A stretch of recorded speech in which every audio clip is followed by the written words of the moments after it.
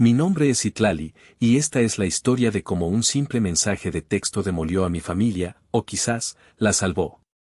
El zumbido de mi teléfono sobre la encimera de cuarzo blanco fue una interrupción discordante en el silencio de mi penthouse. Afuera, el caos de Polanco se movía a su propio ritmo, una sinfonía de motores y sirenas lejanas que yo había aprendido a ignorar. Aquí dentro, en mi santuario minimalista de cristales y tonos neutros, todo estaba bajo control. O eso creía. La pantalla se iluminó con el nombre de mi madre, Lidia. No era una llamada, lo cual ya era una señal. Las malas noticias, en mi familia, siempre llegaban por escrito, una forma de cobardía digital que evitaba la confrontación directa. Deslicé el dedo sobre la pantalla y leí las palabras que, de alguna manera, ya esperaba pero que aún así lograron apuñalarme. Hija, para que no te sientas mal, este año será algo muy chico, solo la familia de Renata. Ya nos veremos después.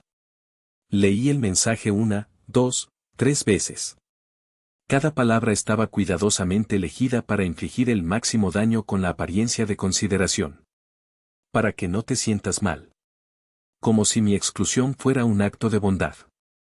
Algo muy chico. Una mentira flagrante que ambos sabíamos. Solo la familia de Renata. La daga final, la que reafirmaba mi estatus perpetuo como la hija satélite, la que orbitaba pero nunca pertenecía al núcleo familiar. Apreté el teléfono hasta que mis nudillos se pusieron blancos. Mis ojos se desviaron hacia el ventanal, donde el sol de noviembre se reflejaba en los rascacielos. Podía ver el castillo de Chapultepec a lo lejos, un recordatorio de imperios caídos y batallas ganadas. En mi muñeca, mi reloj Patek Philippe marcaba los segundos con una precisión indiferente. Había construido un imperio propio desde cero, un reino digital de firewalls y encriptación, y sin embargo, este pequeño misil de texto había logrado penetrar todas mis defensas. Una oleada de esperanza que ni siquiera sabía que albergaba, la tonta esperanza de que este año sería diferente, se desvaneció, dejando un vacío helado en mi pecho. Mi pulgar flotó sobre el teclado. Escribí y borré una docena de respuestas. Respuestas llenas de furia, de dolor, de súplicas. ¿Por qué? Después de todo lo que he hecho. ¿Qué hice mal esta vez? Todas eran inútiles. Todas me hacían parecer débil. Al final, borré todo y tecleé una sola palabra, tan fría y pulcra como el mármol bajo mis pies. Disfruten. Envié el mensaje y dejé el teléfono boca abajo. En la pantalla de mi laptop, una notificación parpadeó discretamente, la confirmación de una transferencia a una cuenta de holding en Suiza. Una cifra con 8 ceros. La cerré sin pensarlo. Ese dinero era mi armadura, pero en ese momento, me sentía completamente expuesta. El mensaje de mi madre no era una herida nueva. Era sal en una llaga que había estado abierta durante 29 años. Mi mente, un archivo impecable y organizado, comenzó a proyectar las pruebas en la pared de mi memoria. La primera exhibición, la universidad. Tenía 18 años y la carta de aceptación del Tecnológico de Monterrey en mis manos, con una beca completa para ingeniería en ciberseguridad. Corrí a la sala, donde mi padre, Hernán, leía el periódico financiero. Papá, entré. Con beca completa. Le dije, mi voz temblando de emoción. Él apenas levantó la vista. Sus ojos pasaron por encima de la carta como si fuera un anuncio de supermercado. ¿Ciberseguridad? Resopló, doblando el periódico con un chasquido seco. ¿Y de qué vive una mujer con eso? Suena a hobby. Asegúrate de encontrar un buen marido, eso es una carrera de verdad. Esa misma tarde, mi hermana Renata, 2 años mayor que yo, llegó a casa anunciando que la habían ascendido a gerente de turno asociada en la tienda departamental donde trabajaba a tiempo parcial. Mis padres descorcharon una botella de vino espumoso para celebrar su impresionante avance profesional. Mi carta de aceptación quedó olvidada en la mesa de centro.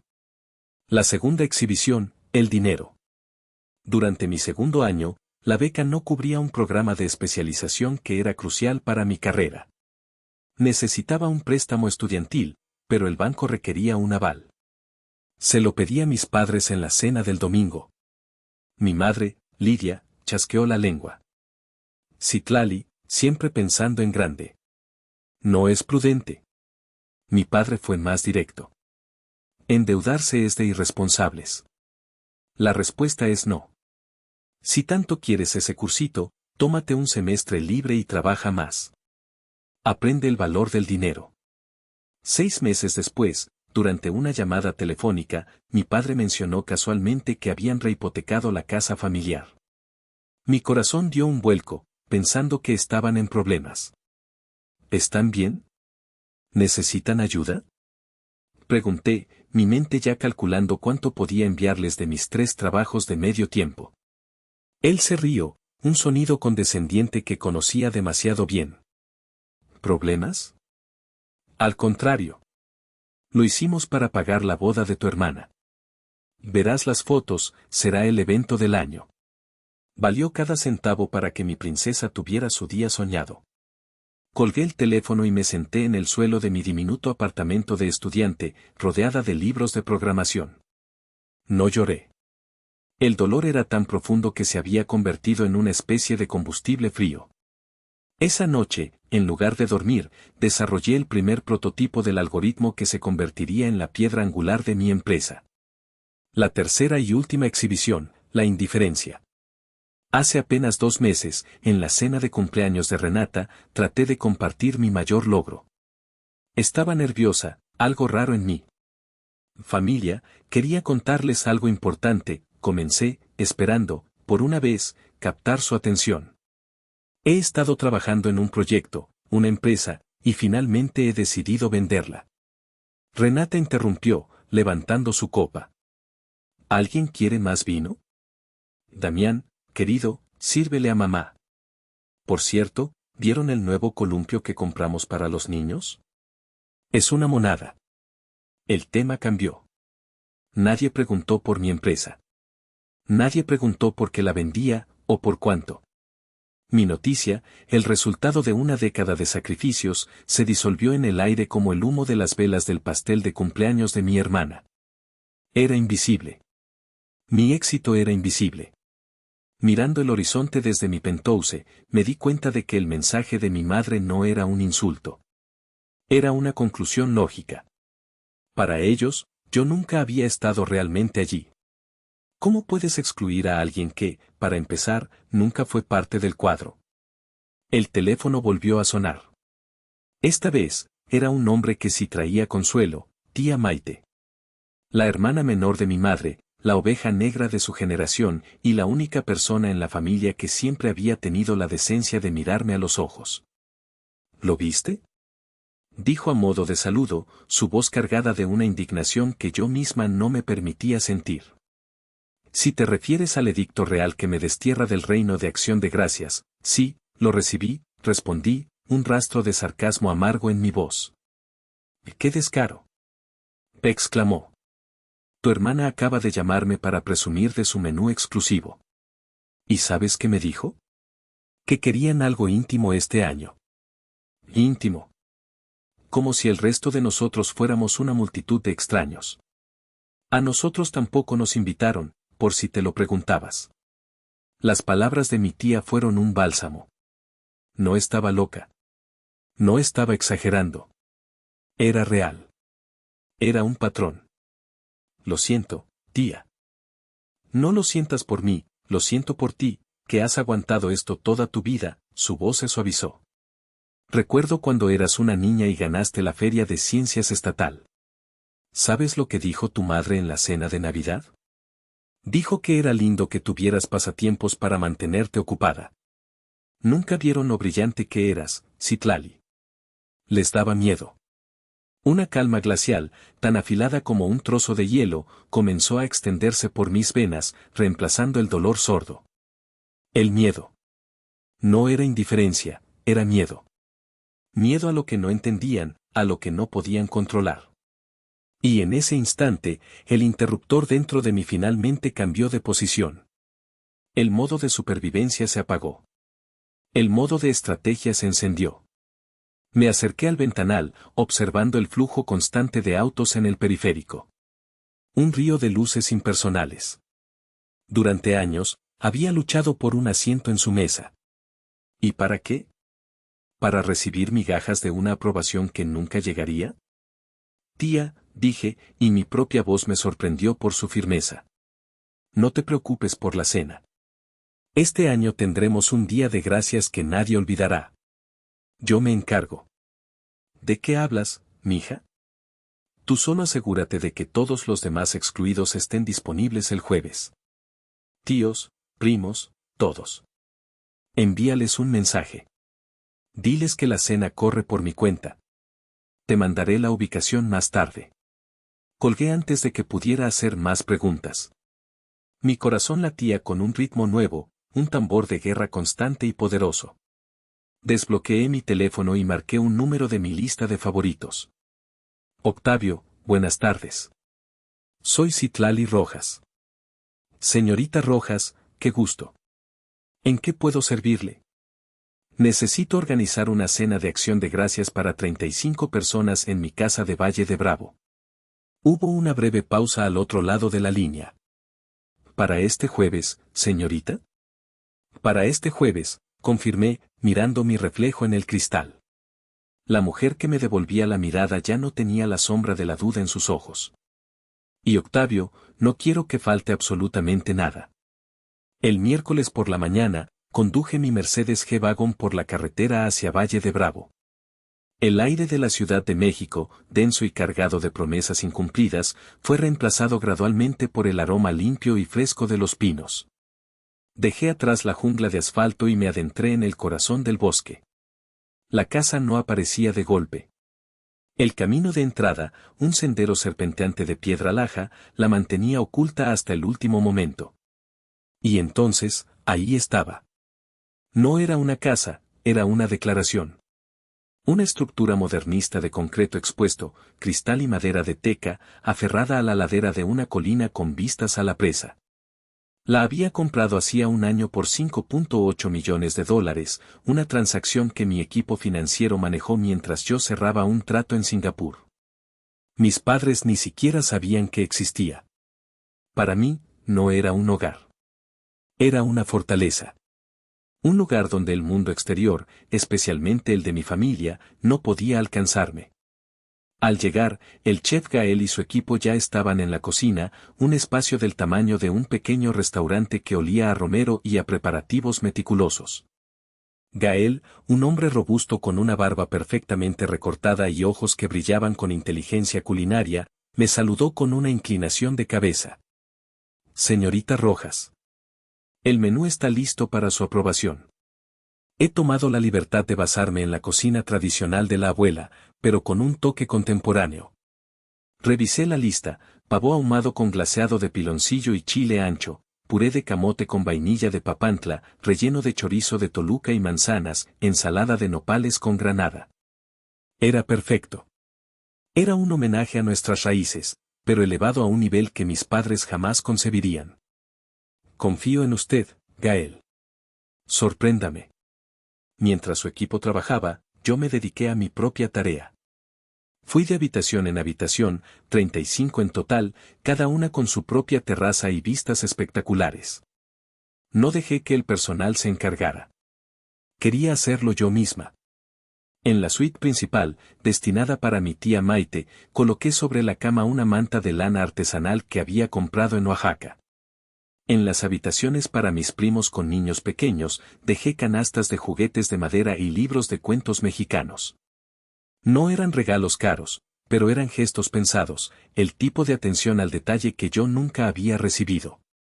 Mientras alisaba una arruga en una funda de almohada de lino belga, me detuve. ¿Qué estaba haciendo realmente? ¿Era un acto de generosidad o un elaborado acto de venganza? La respuesta, honestamente, era ambas cosas. Quería darles a los parias de mi familia una noche inolvidable, una noche en la que se sintieran vistos y celebrados. Y sí, quería que las fotos de esa celebración llegaran a los ojos de mis padres y de mi hermana, y que sintieran el peso de su decisión. Quería que vieran, sin lugar a dudas, lo que habían desechado. En el gran comedor, la mesa de parota para 36 personas ya estaba puesta. La vajilla era de cerámica negra de Atzompa, los cubiertos de un tono cobrizo y las copas de cristal soplado de Tlaquepaque.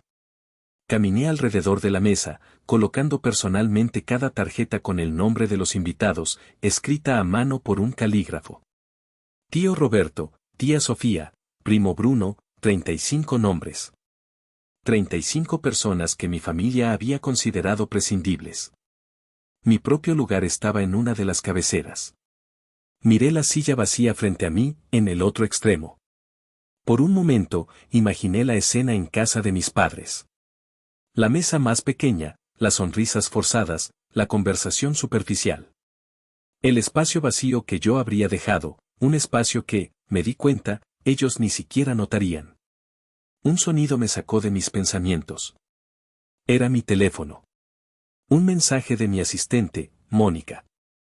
Citlali, solo para confirmar, la adquisición de Prometeo Ventures se completará el viernes a las 9 de la mañana. Los documentos están listos para tu firma digital. Sonreí. La pieza final del rompecabezas. La venganza, como la buena comida, se sirve mejor fría. Y la mía estaba a punto de alcanzar la temperatura perfecta.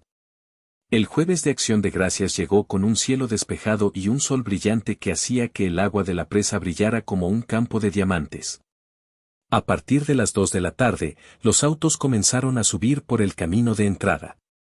Eran coches modestos, sedanes familiares y camionetas, no la flota de vehículos de lujo que solía verse en las fiestas de los vecinos. Y de ello salía algo mucho más valioso, la risa genuina. Mis tíos, mis primos, sus hijos, los excluidos. Al entrar en la casa, sus ojos se abrían con asombro, pero no era la reacción de envidia o adulación que a veces veía en los círculos de negocios. Era una alegría pura y sin adulterar. Los niños corrían por los pasillos de mármol que nunca antes habían conocido el sonido de pies pequeños, mientras sus padres admiraban la arquitectura y las vistas. Mi tía Maite fue la última en llegar. Me abrazó con fuerza, susurrando en mi oído, «Hiciste esto, mija. Creaste algo hermoso de su fealdad».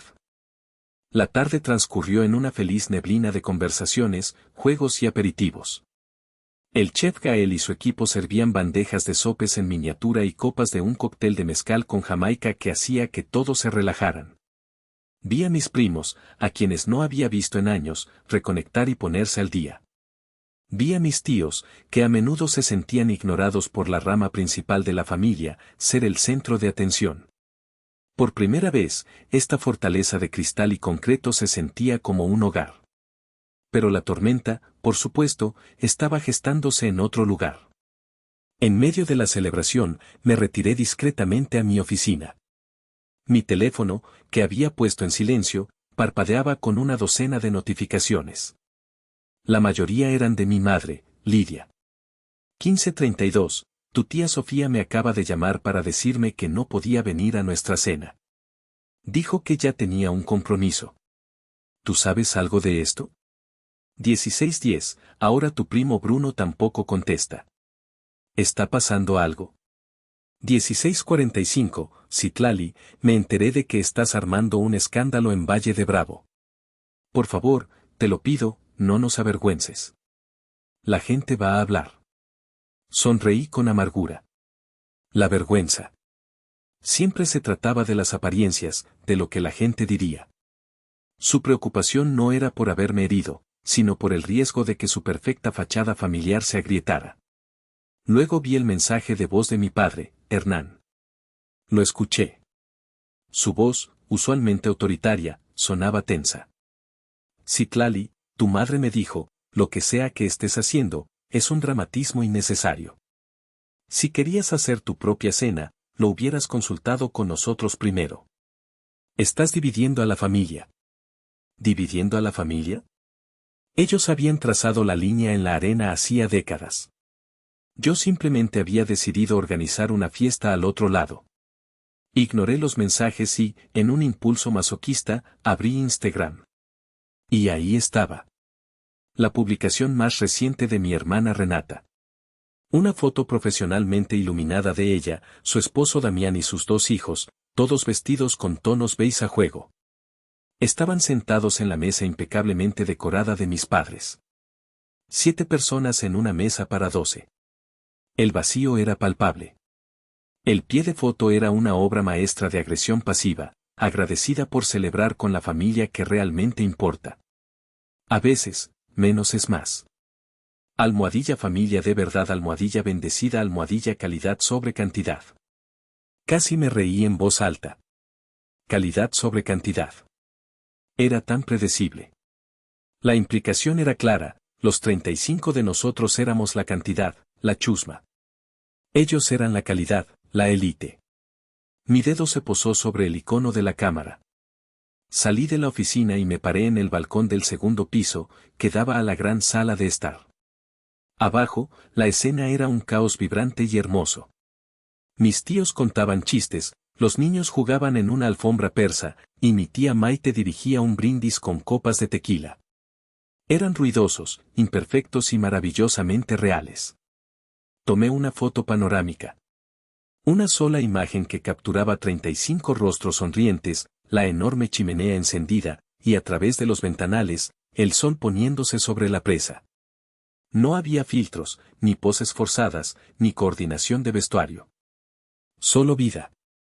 Guardé la foto en mi teléfono. Aún no. La paciencia era un arma, y yo la había afilado durante 29 años. Volví a la fiesta, mi sonrisa era, por primera vez en mucho tiempo, completamente genuina. La cena fue, en una palabra, espectacular. 35 personas, unidas por la sangre y el rechazo, se sentaron a la mesa como una tribu reunida. El pavó del chef Gael estaba tan tierno que se deshacía, y cada platillo contaba una historia de nuestra herencia. Pero más allá de la comida, estaba la conversación. Historias largo tiempo olvidadas salieron a la luz. Se compartieron recuerdos, se hicieron nuevas promesas. Por unas horas, no éramos los parientes secundarios. Éramos el centro del universo. Fue mi primo Bruno, un joven de 20 años con más entusiasmo que sentido común, quien encendió la mecha. Fascinado por la casa y el ambiente, había estado grabando videos toda la noche. Alrededor de las 10, mientras un grupo cantaba rancheras alrededor de la chimenea, subió un video a sus historias de Instagram. Era un video simple, 30 segundos de risas, mala afinación y copas de vino chocando. Lo acompañó con un texto simple, el mejor día de gracias de la historia. Gracias, prima Citlali, por reunir a la verdadera familia. Y entonces, el catalizador. Damián, el esposo de mi hermana Renata, debió haber estado aburrido en su cena íntima y de calidad. Vio la historia de Bruno. Y en un acto de inocencia que cambiaría todo, cometió un error fatal. En lugar de ignorarlo, o quizás tratando de ser amigable, respondió directamente a la historia, un comentario que, gracias a la configuración de privacidad de Bruno, se hizo público. Y etiquetó a mis padres. @Hernán R y @Lidia R, se ve increíble. Qué lástima que no pudimos ir.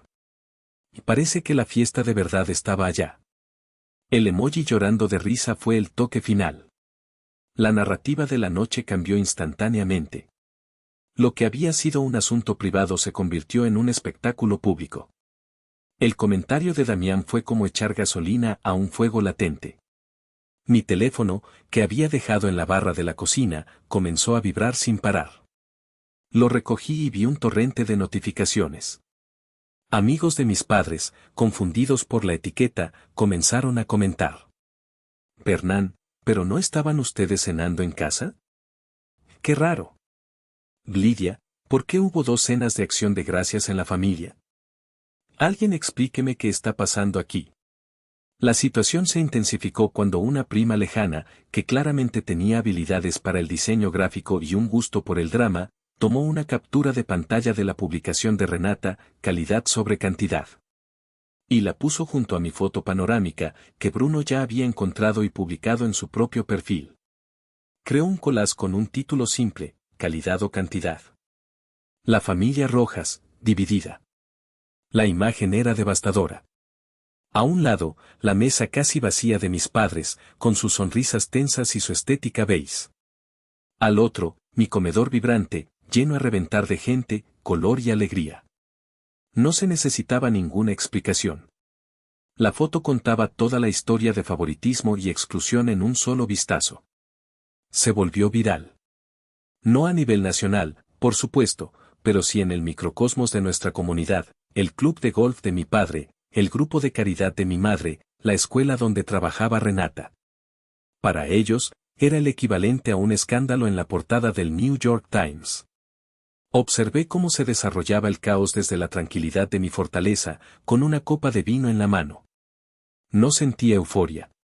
No sentía triunfo. Sentía una extraña y terrible sensación de justicia poética. Ellos habían querido una cena íntima. Y ahora, gracias a su propio yerno, su intimidad estaba expuesta para que todo el mundo la juzgara. El domingo por la tarde, sonó el timbre de mi penthouse. No esperaba a nadie. El portero no había anunciado ninguna visita. Sabía quiénes eran incluso antes de mirar por la mirilla digital. Ahí estaban. Mi padre, Hernán, con su postura rígida y su expresión de hombre de negocios a punto de negociar un trato hostil. Mi madre, Lidia, aferrando un viejo álbum de fotos a su pecho como si fuera un escudo. Respiré hondo, canalizando la calma fría que me había guiado durante los últimos días. Abrí la puerta. ¡Qué sorpresa!, dije, mi voz neutral, sin rastro de bienvenida ni de hostilidad. Estábamos por la zona, mintió mi padre, forzando una sonrisa que no le llegaba a los ojos. Pensamos en pasar a saludar. Y encontré este viejo álbum, añadió mi madre, levantándolo como una ofrenda. Pensé que te gustaría recordar viejos tiempos. Era una ofensiva de encanto tan torpe y transparente que casi me dio lástima. Di un paso a un lado y los dejé entrar. Sus ojos recorrieron el espacio, deteniéndose en el cuadro de Dr. Lacra que colgaba en la pared del fondo, en los muebles de diseño, en las vistas panorámicas. Pude ver los engranajes girando en sus cabezas, recalculando mi valor. Bonito lugar, dijo Hernán, el reconocimiento teñido de incredulidad. Se sentaron en el borde de mi sofá de lino blanco, luciendo incómodos y fuera de lugar. Lidia abrió el álbum sobre la mesa de centro de mármol. Mira, ¿recuerdas este cumpleaños? Tenías 8 años, señaló una foto borrosa. Me incliné para ver. En el centro, Renata soplaba las velas de un pastel elaborado. Yo estaba en el borde de la foto, medio cortada, mirando a mi hermana con una expresión que no pude descifrar. Lo recuerdo perfectamente, dije en voz baja. Fue 3 meses antes de mi propio cumpleaños. El día que olvidaron comprarme un pastel. La tía Maite tuvo que improvisar unos cupcakes de caja. La sonrisa de mi madre vaciló. No creo que fuera así. Fue exactamente así, la interrumpí, sin levantar la voz. Me levanté y fui a mi oficina. Regresé con una caja de almacenamiento de archivo. La etiqueta decía simplemente, documentación. La puse sobre la mesa junto al álbum de fotos. ¿Qué es esto?, preguntó mi padre. Pruebas, respondí, sentándome frente a ellos. Mi propio álbum de recuerdos. Saqué el primer documento. La carta de aceptación del TEC que ignoraron. Luego, una carpeta abultada. Los estados de cuenta de mis 3 trabajos mientras ustedes pagaban la boda de Renata con el dinero de su hipoteca. Sus rostros comenzaron a perder color. El guión que habían ensayado se estaba desmoronando. Citlali, comenzó mi padre, adoptando su tono de adulto razonable. El pasado es el pasado. Somos familia. Quizás no te hemos entendido bien. Veo que no te va mal. Si alguna vez necesitas consejo financiero, tengo un amigo. Fue el error final. El insulto definitivo. Después de todo, todavía creía que él tenía algo que ofrecerme, algo que enseñarme. Gracias, papá, pero tengo a los mejores asesores que el dinero puede comprar, lo corté, mi voz tan afilada como el cristal. Y no necesito tus consejos. Me incliné hacia adelante, mirándolos directamente a los ojos. El momento había llegado. Hace 2 meses, en la cena de cumpleaños de Renata, intenté decirles que había vendido mi empresa. Nadie me escuchó. Silencio. Pude oír el tic-tac de un reloj en la pared. La vendí por $420 millones. El impacto de la cifra los golpeó como una ola. Mi madre se llevó una mano a la boca, sus ojos se abrieron desmesuradamente. Mi padre se quedó sin aliento, su rostro se tornó de un tono ceniciento. Pero aún no había terminado. El jaque mate estaba por llegar. Y ya que estamos hablando de finanzas, continué, mi voz bajando a un susurro casi inaudible pero cargado de poder, hablemos de tu empresa, papá. Sé que las cosas no han ido bien. Sé que tuviste que pedir un préstamo considerable para evitar la quiebra. 80 millones de pesos, si no me equivoco. A un fondo de capital de riesgo llamado Prometeo Ventures. El rostro de mi padre se contrajo de pánico. ¿Cómo sabes tú de eso? Saqué un último documento de la caja. Un contrato de adquisición. Lo sé porque mi firma de inversión, la que fundé con una pequeña parte de la venta, completó la adquisición de Prometeo Ventures el viernes por la mañana. Los miré, uno por uno, dejando que el peso de mis palabras los aplastara. Legalmente, Hernán, soy tu principal acreedora. Tu socia mayoritaria silenciosa. La dueña de tu deuda. Así que sí, creo que es hora de que hablemos de negocios. Tenemos que discutir tu plan de pagos. El sonido que siguió a mis palabras fue el más ruidoso que jamás había escuchado, el silencio absoluto. Un silencio tan denso y pesado que parecía absorber todo el oxígeno de la habitación. Era el sonido de dos mundos, dos realidades cuidadosamente construidas, derrumbándose simultáneamente. Observé a mis padres, no con triunfo, sino con la distancia clínica de un científico observando una reacción química. La arrogancia se evaporó del rostro de mi padre. Su máscara de patriarca autoritario se resquebrajó y cayó, revelando al hombre que estaba debajo, un hombre asustado, confundido y, por primera vez en su vida, completamente impotente ante mí. Su color ceniciento se intensificó. Abrió la boca para hablar, pero no salió ningún sonido. Se desplomó hacia atrás en el sofá, su cuerpo de repente desprovisto de toda su rigidez habitual. Era como si los hilos que lo mantenían erguido hubieran sido cortados. Mi madre fue más dramática. Un jadeo agudo escapó de sus labios, un sonido casi animal. El álbum de fotos, su escudo de recuerdos selectivos, se le resbaló de las manos. Cayó al suelo con un ruido sordo, abriéndose y esparciendo décadas de sonrisas falsas y momentos perfectamente escenificados sobre la alfombra persa.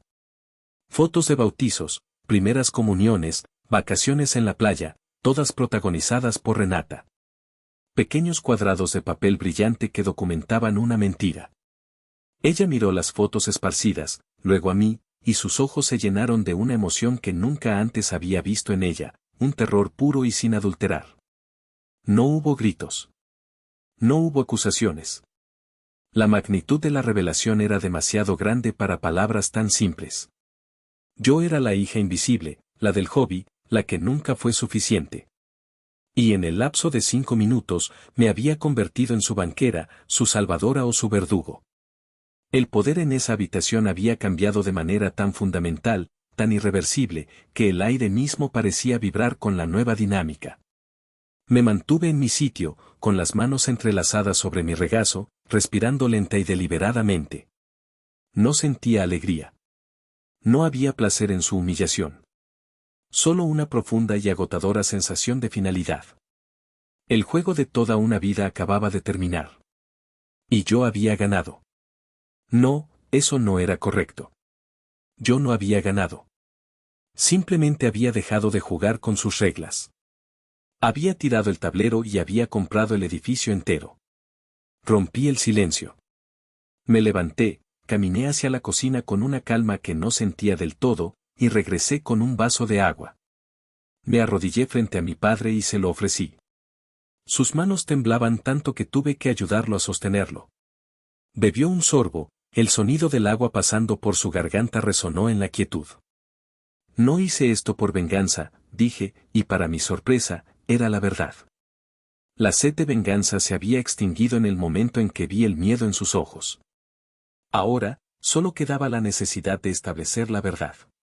Lo hice para que, por primera vez, me vieran de verdad. Levanté la vista hacia mi madre, que seguía paralizada, mirando las ruinas de su narrativa familiar en el suelo. Toda mi vida, me compararon con un ideal que nunca podría alcanzar, porque no era yo. Toda mi vida, minimizaron mis logros porque no encajaban en su visión del mundo. Me excluyeron de su mesa, literal y figuradamente. Me puse de pie, caminando hacia el ventanal y dándoles la espalda. Miré la ciudad que había conquistado. Esa exclusión fue el mayor regalo que jamás me dieron. Me obligó a construir mi propio mundo. Mi propia mesa. Me di la vuelta para enfrentarlos por última vez. La confusión en sus rostros era total. Esperaban un ultimátum, una demanda, un grito de ira. No les di nada de eso. Ya no necesito un lugar en su mesa. Construí la mía. Es más grande, más fuerte y tiene espacio para todos los que fueron dejados de lado. Hice una pausa, dejando que la declaración final se asentara en el aire espeso entre nosotros. Y de ahora en adelante, cualquiera que quiera sentarse en ella, incluidos ustedes, deberá ganarse su silla con respeto. Esa es mi única condición. Salí de la sala, dejándolos solos con los escombros de su pasado y la incertidumbre de su futuro. No sabía si llamarían, si intentarían disculparse, si aceptarían mis términos. Y por primera vez, no me importaba. Les ofrecí una oportunidad para reconstruir todo, pero bajo mis términos. Ahora, el futuro de la empresa familiar, el legado de mi padre, está en mis manos. Debería salvarla, como un acto final de una hija que, a pesar de todo, todavía busca la paz. ¿O debería dejar que el karma siga su curso, que las consecuencias de sus acciones finalmente los alcancen? Díganme ustedes, ¿qué harían en mi lugar?